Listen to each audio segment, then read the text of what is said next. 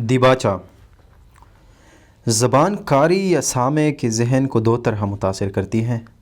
ایک تو حروف الفاظ کے ذریعے ذہن میں ایک معنی خاص منتقل کرتی ہے، دوسرے اصوات الفاظ کی امداد سے غیر محدود خیالات کی محرک ہوتی ہے۔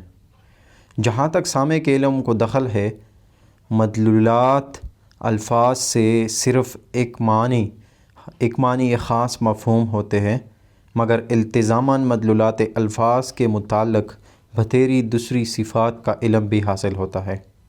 جب زبان کے یہ دونوں اثر یعنی معنی اصلی اور لوازم و متعلقات یا ادراک مطلب و احساس کیفیت ایسی مساوی قوت سے عمل کرتے ہیں کہ قاری یا سامع کے ذہن پر بجائے اس کے دو جداگانہ اثر پڑیں، دونوں مدغم و منقسم ہو کر اثر و عادات کا حکم رکھتے ہیں، تو ایسی زبان بلحاظ فصاحت ایک انداز خاص رکھتی ہے۔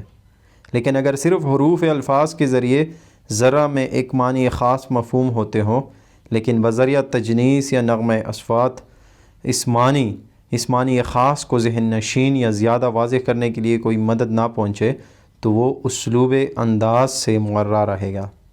ایسی صورت میں زبان سے مخاطب کے ذہن پر ایک ایسا اثر واقع ہوگا جو واحد نہیں بلکہ دو جدا جدا اثر ہیں۔ خیالستان کے تمام مضامین انداز کے مندرجہ بالا اوصاف سے مالا مال ہیں۔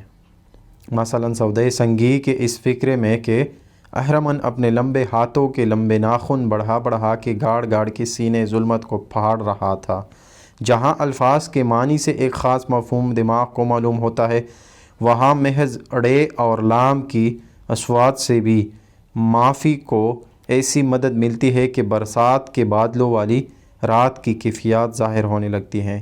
یا مثلا اس فکر کی جگہ کہ رات کی تاریکی میں لرزتی اپنے کرہ کو لڑکھاتی اور آتے وقت قد میں بڑھتی آتی ہے۔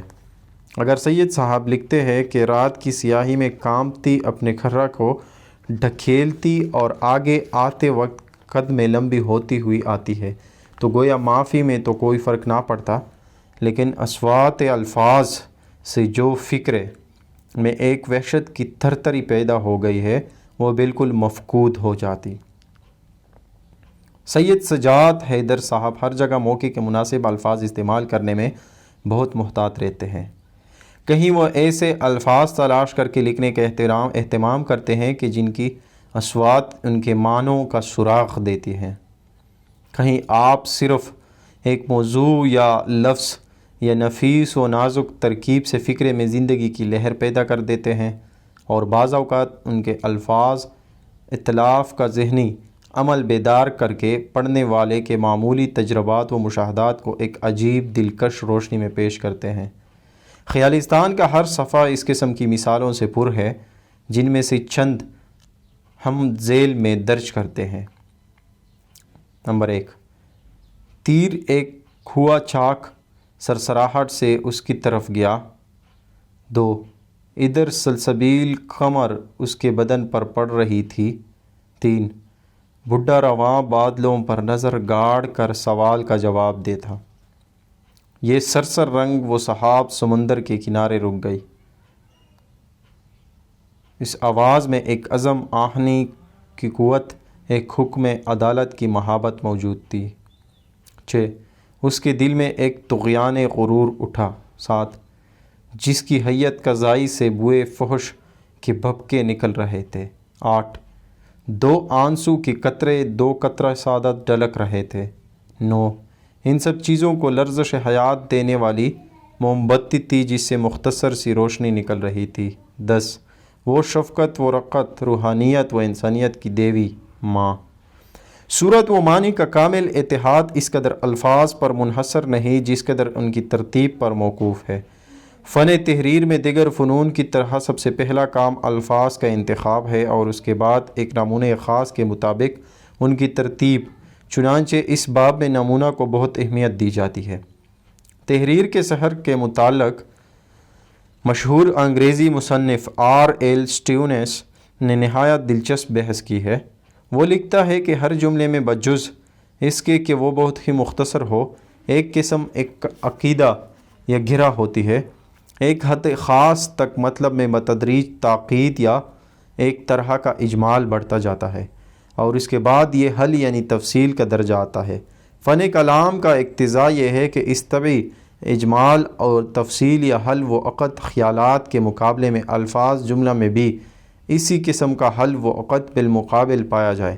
جب تک خیالات کے عقدے کے مقابل میں الفاظ میں بھی تاکید نہ ہوگی، کلام کے دو جداگانہ اثر جو عقل و سماعت پر ہونے چاہیے تھے، بجائے مجموعے واحد اثر پیدا کرنے کے ایک دوسرے کے مخالف اثر پیدا کریں گے۔ لہذا کلام کے تار و پوت میں معنی الفاظ اور اصوات کا ایک انداز خاص ہونا ضروری ہے۔ کلام کا وہ اثر ہی جو سامع سے تعلق رکھتا ہے فصاحت کی بنیاد ہے، اور خوبی کلام بنسبت کسی اور چیز کے زیادہ تر اسی پر موقوف ہے۔ اس باب میں مصنف کو نظم کی نسبت نثر میں زیادہ آزادی اور سہولت رہتی ہے۔ نظم کا نمونیہ زیادہ مشکل ہوتا ہے، نثر میں ایک انداز خاص سامع کے مطابق بنا دینا چندہ مشکل نہیں۔ اس کے بعد صرف اتنا کام باقی رہ جاتا ہے کہ مصنف پرلطف تنوع سے کام لے کر تکرار و اعادہ الفاظ سے حتی الامکان گریز کرے۔ اردو مصنفین میں اثر کی ان باریکیوں کی طرف کوئی توجہ نہیں کرتا، اور بہت کم مصنفین کا کلام اس قسم کی تنقید کا متحمل ہو سکتا ہے، مگر سید صاحب کے کلام میں انداز کی یہ خصوصیات اکثر موقعوں پر موجود ہے۔ ان کے فکروں کی موسیقی مطالب و معنی سے ہم آہنگ ہوتی ہے، اور سامع کے کانوں کو کہیں کسی قسم کی غیر متوقع مایوسی یا بے آہنگی محسوس نہیں ہوتی۔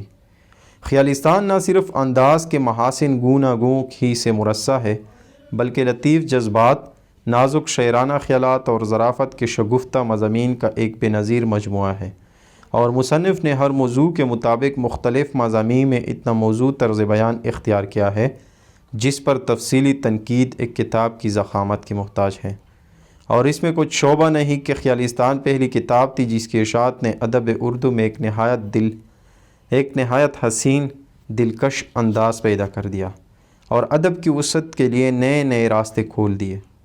سید امتیاز علی تاج۔